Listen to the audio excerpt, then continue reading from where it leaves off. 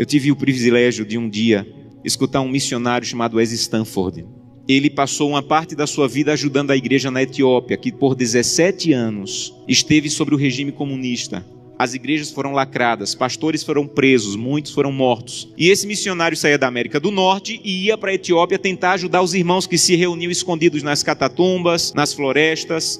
E um dia ele foi na cidade de Sodo, uma cidade no sul da Etiópia, e conheceu um pastor chamado Tadessa Assai. Um homem de Deus que tinha uma especialidade. A especialidade do pastor Tadessa era pregar nos funerais. Onde tinha um funeral, o pastor ia. Então, quando a polícia sabia onde tinha funeral, ia lá porque o pastor estava pregando, pegava o pastor, prendia o pastor, espancava o pastor, soltava o pastor e ele voltava a pregar. E um dia a polícia ficou com tanta raiva que disse assim: nós não vamos mais soltar o pastor Tadessa, ele vai ficar preso agora. E ele pensou: já que eu vou ficar preso, vou pregar na prisão. E levou 22 a Jesus Cristo dentro da prisão. E a polícia disse: não vamos mais soltar o pastor Tadessa, nem vamos mais deixar ele preso, nós vamos matar o pastor Tadessa eletrocutado, para servir de testemunho para que ninguém mais queira seguir Jesus.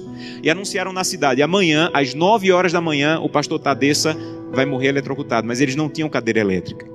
E eles chamaram as pessoas para o centro da cidade, para a praça da cidade, pegaram os fios desencapados, amarraram o pastor Tadessa, uma multidão veio assistir, deram 1 minuto para o pastor Tadessa orar, começaram um discurso contra o cristianismo, puxaram a chave para a corrente elétrica passar e matar o pastor. Houve uma explosão, fumaça e faísca para todo lado, a corrente elétrica não chegou e o pastor não morreu. Desamarraram o pastor e disseram: vão para casa, um eletricista vai consertar a gambiarra e amanhã nessa mesma hora o pastor Tadessa morre.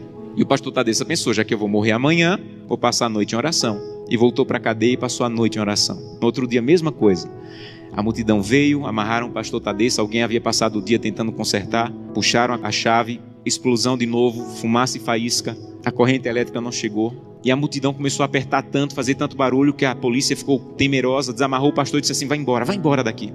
E esse missionário estava lá e disse que acompanhou o pastor Tadessa e disse assim: pastor Tadessa, o que é que o senhor vai fazer? Um homem que passou 2 vezes pela morte, o que é que o senhor vai fazer?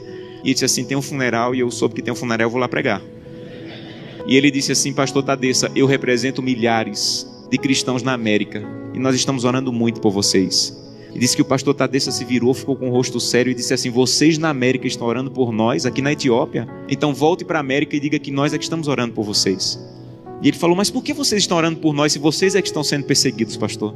E ele falou: irmão, ninguém na Etiópia acorda sem pensar, nenhum cristão na Etiópia acorda sem pensar: hoje pode ser meu último dia de vida. Pode ser que hoje seja descoberto e seja preso e morto. Então, como nós não sabemos se esse é o último dia de vida, todo cristão na Etiópia passa o dia em oração. Não importa o que nós façamos durante o dia, passamos o dia em oração. Mas eu soube que as coisas vão muito bem na América e que tem cristão na América que consegue passar o dia inteiro sem orar. É verdade que tem cristão na América que consegue passar o dia inteiro sem orar? E ele disse assim: é verdade. Ele falou: você sabe que é proibido se reunir, mas nós precisamos tanto do corpo de Cristo que mesmo sendo proibido, nós nos encontramos escondidos à noite, no escuro, na floresta, nos cemitérios, porque nós precisamos do corpo de Cristo. Mas eu soube que vocês têm igreja na América em todas as esquinas, e vocês podem entrar na igreja a hora que quiserem, que a polícia não vai entrar para espancar vocês. Mas eu soube que na América, no dia de culto, tem cristãos que ao invés de ir para a igreja, ficam em casa assistindo. É verdade que no dia de culto vocês podem ir a hora que quiserem, e vocês não vão, vocês ficam assistindo. É verdade que isso acontece na América, irmão? Ele disse assim: é verdade. E ele disse assim: missionário, a minha congregação tinha apenas uma Bíblia, e eu fiquei com medo de ser preso e minha Bíblia ser queimada. Então reuni minha congregação e com lágrimas nos olhos eu disse: irmão, eu não tenho como guardar a Bíblia, é o que nós temos de mais precioso. Se eu for preso, ela vai ser destruída. Então eu comecei a rasgar as páginas da Bíblia e comecei a dividir para cada pessoa. Era mais fácil guardar porções da Bíblia do que uma Bíblia inteira com uma pessoa só. E quando eu estou à noite pregando, no escuro, no meio do meu sermão, eu digo: eu preciso de Isaías 53. E alguém lá do escuro começa a recitar do fundo do coração aquela página que ele levou rasgada para casa e decorou. Mas eu soube que na América vocês podem ter 8, 10 Bíblias em casa. E eu soube que tem cristãos na América que, apesar de terem 8, 10 Bíblias em casa, passam uma semana sem ler a Bíblia. É verdade? E ele disse assim: é verdade, nós é que precisamos de oração. Meus irmãos, urgentemente precisamos de oração. Porque cantamos: breve Jesus voltará. Levantamos a mão no apelo dizendo assim: eu quero voltar para o céu para ser dono de tudo. Mas ainda não estamos indo a Jesus de maneira séria para que Ele arranque o egoísmo do nosso coração e que nós possamos entrar na porta do céu e nós não vejamos a rua de ouro nem a parede de pedra preciosa, mas nós possamos olhar para o rosto maravilhoso de Jesus, aquilo que nós aprendemos a olhar nessa terra.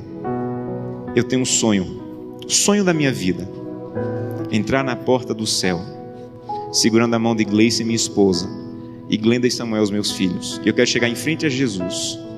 Eu quero dizer: Jesus, cheguei com minha família. Essa aqui é Glenda, Samuel e Gleice. E eu espero que Jesus diga mais ou menos assim: Josanã, eu já conheci a sua família, porque todo dia você ia à presença. A minha presença me apresentava, só faltava conhecer pessoalmente, mas eu já conheço a tua família. Sejam bem-vindos agora. Um prazer conhecê-los pessoalmente. Eu não quero ser pastor dessa igreja. Eu quero ir para o céu. E isso é mais profundo. Eu não quero abrir o inário e dizer assim: breve Jesus voltará. Eu quero estar lá. Isso é mais profundo. Por isso eu preciso fazer com que o que eu como, o que eu vejo, o que eu acesso, o que eu ouço, a maneira como eu uso o meu dinheiro esteja de acordo com a vontade de Deus. Porque os que serão salvos não amam a própria vida. Que Deus te abençoe de maneira profunda, para que o primeiro fruto da fidelidade, a transformação do teu caráter, esteja de maneira real acontecendo em tua vida.